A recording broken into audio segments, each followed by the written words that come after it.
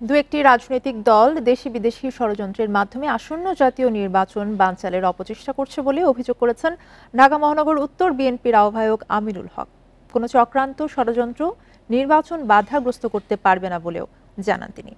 শুক্রবার বিকেলে ঢাকা মহানগর পল্লবী ২ নম্বর ওয়ার্ড বিএনপি আয়োজিত ধানের শীষের পক্ষে এক গণমিছিলে প্রধান অতিথি হিসেবে উপস্থিত হয়ে এই অভিযোগ করেন তিনি।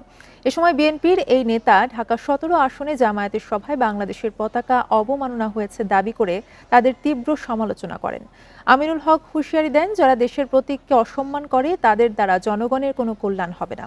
দেশ ও জনগণের মুক্তির জন্য বিএনপির বিকল্প নেই উল্লেখ করে আগামী নির্বাচনে সবাইকে ধানের শীষে ভোট দেওয়ার আহ্বান জানান আমিনুল হক।